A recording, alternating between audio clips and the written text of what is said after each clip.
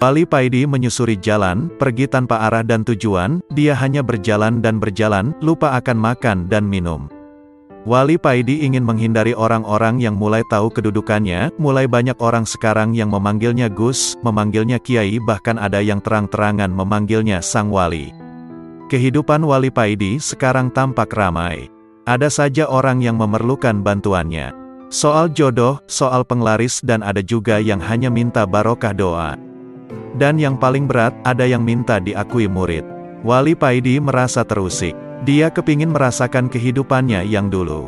Orang-orang hanya mengenalnya sebagai penjual minyak wangi, dan pengajar alif-alifan di musola kecilnya. Dan sekarang banyak orang yang berlomba-lomba ingin membangun musolanya. Wali Paidi ingin menghindari itu semua. Dia jengah akan semua pujian yang dialamatkan pada dirinya. Lebih-lebih akan datangnya malaikat yang mengunjunginya baru-baru ini. Wali Paidi mulai memasuki hutan belantara. Dia berjalan terus dan berhenti ketika dia melihat di depannya ada sungai.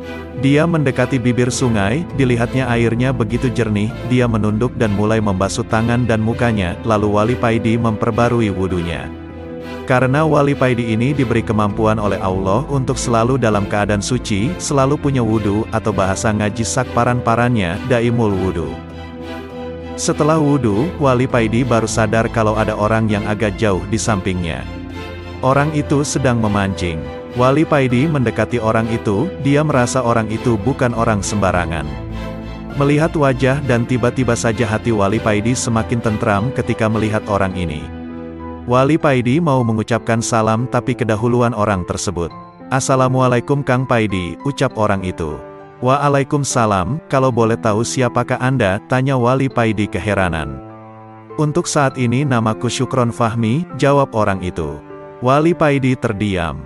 Dia hanya menunduk memikirkan jawaban orang tersebut. Dan tiba-tiba saja sikap Wali Paidi berubah dengan sendirinya tanpa ia sadari. Wali Paidi bersikap seakan menghadapi gurunya. "Kang Paidi, sampeyan tidak seharusnya menghindari semua itu. Pujian-pujian itu adalah ujian buatmu, ujian yang berupa pujian itu lebih berat dari penghinaan. Allah mau meningkatkan derajat sampeyan," ucap orang itu. Wali Paidi semakin menunduk. Ternyata orang yang sedang memancing ini tahu akan keadaan dirinya. "Kang Paidi, dengan menghindari pujian-pujian itu, sama saja sampeyan menafikan kekuatan Allah, karena sampeyan merasa tidak mampu. Padahal, Allah lah yang memberi kekuatan," kata orang itu lagi. Wali Paidi hanya bisa diam dan semakin menunduk. Air mata mulai meleleh dari matanya. Ingat, la haula wala quwata illa billah. Merasa mampu dan merasa tidak mampu itu tidak boleh, itu sudah syirik khafi bagi orang setingkat sampeyan, karena Allah yang memberi kekuatan, Allah meliputi segalanya. Wali Paidi menangis sesegukan. Dia yakin orang yang di depannya adalah Nabiullah Khidir.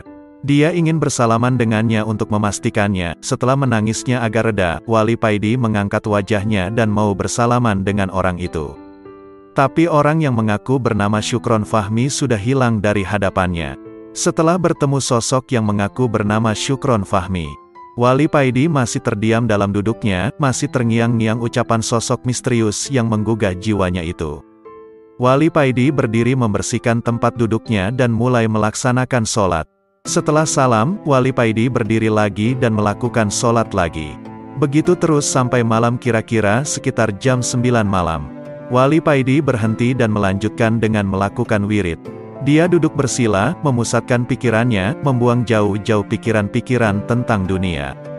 Menggerakkan hatinya untuk berzikir sir, dan entah berapa lama hal ini terjadi, dan kemudian Wali Paidi merasakan alam di sekitarnya begitu hampa, tidak ada suara, semua yang berada di sekitarnya jadi hitam gelap gulita.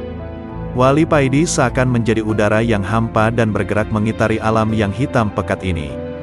Setelah berkeliling, tampak di depannya ada dua sosok manusia yang sedang duduk seperti duduknya orang tahiyat, dan berdiri di samping keduanya sosok berjubah putih yang bercahaya. Lamat-lamat Wali Paidi mengenali salah satu sosok yang duduk di depannya tersebut. Tidak salah lagi, beliau adalah Imam Ghazali Mujtahid Islam. Wali Paidi membatin. Lalu Wali Paidi melihat sosok baju putih itu maju ke depan dan berkata kepada sesuatu yang di depannya, sesuatu yang tidak terlihat. "Gusti, bagaimana menurut jenengan terhadap kedua kekasihmu ini, yakni Nabi Musa dan Al-Ghazali?" tanya sosok putih itu. Lalu ada suara yang mengatakan, Musa dengan izinku bisa menghidupkan orang yang telah mati.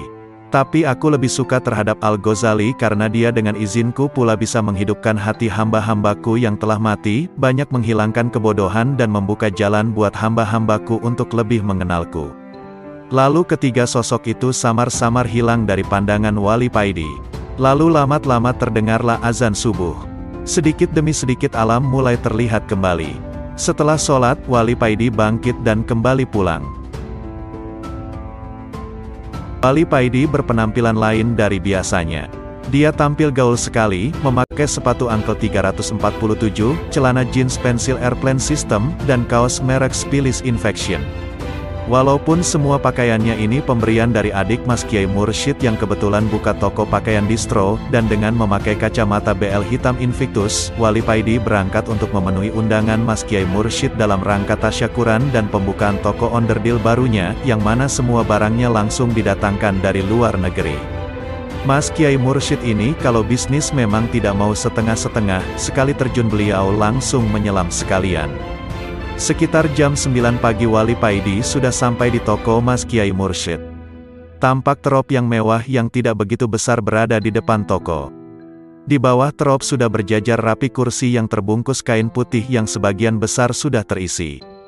Di depan terop ada geladak kecil yang juga tertutup kain putih yang di atasnya ada karpet merah, di sebelah kirinya ada piano semacam elektron. Musik barat slow rock berkumandang mulai awal acara. Yang unik, ada sebagian tamu yang datang memakai kopiah dan sarung, sedang tamu lainnya berpakaian ala eksekutif muda. Memang Mas Kiai Mursyid ini mengundang seluruh pelaku bisnis di dalam kota, dan sebagian dari luar daerah. Mas Kiai Mursyid ini menyeting acara pada pembukaan tokonya ini, dengan model seperti acara pembukaan toko onderdil pada umumnya. Tidak seperti acara yang biasa dilakukan seorang kiai di kalangan pesantren, apalagi Mas Kiai ini adalah seorang mursyid. Wali Paidi tidak langsung duduk di tempat acara, tapi langsung menuju dapur umum mencari kopi. Setelah dapat kopi, Wali Paidi duduk di pojok toko, mengeluarkan sebatang rokoknya sambil menunggu kedatangan Mas Kiai Mursyid. Sambil menyedot rokok Masna Wastulasa Waruba, Wali Paidi mengawasi semua tamu yang datang. Wali Paidi tersenyum kecil ketika melihat para tamu yang memakai kopiah dan sarung itu. Mereka tampak riku duduk dikelilingi para tamu yang berpenampilan beda dari mereka, dan di tempat yang acaranya tidak diduga oleh mereka sebelumnya. Dari arah belakang datanglah seorang pemuda yang penampilannya seperti Wali Paidi ini, menghampiri dan duduk di samping Wali Paidi. Pemuda ini adalah adik Mas Kiai Mursyid. "Sudah lama Kang?" tanya pemuda ini setelah mereka bersalaman. "Gak, barusan aja datang," jawab Wali Paidi. Sebelum Wali Paidi bertanya soal tamu yang berkopian dan sarungan itu, adik Mas Kiai Mursyid ini sudah menjelaskan kepada Wali Paidi tentang mereka. "Anu Kang, sebenarnya Mas Kiai Mursyid meminta bantuan kepada Kiai Ahmad untuk mendatangkan santri-santrinya untuk datang ke sini, guna membantu bagian akomodasi, bagian angkat-angkat meja, tapi terjadi salah paham, ternyata yang dikirim Kiai Ahmad ke sini adalah para ustadz dan penggede-penggede thorikoh. Dikiranya Mas Kiai Mursyid mengadakan acara kumpulan thorikoh, jadinya ya seperti ini," adik Mas Kiai Mursyid menjelaskan kepada Wali Paidi sembari tertawa kecil. "Oh begitu toh ceritanya," jawab Wali Paidi. Tidak lama kemudian datanglah Mas Kiai Mursyid dengan bercelana jeans diiringi cewek-cewek cantik yang berpakaian minim, tampak seksi-seksi dan mulus-mulus. Mereka ini para sales promotion girl yang didatangkan Mas Kiai Mursyid untuk mengisi di acara pembukaan tokonya ini. Para tamu bertepuk tangan menyambut kedatangan Mas Kiai Mursyid ini, kecuali para tamu yang berkopiah dan sarungan.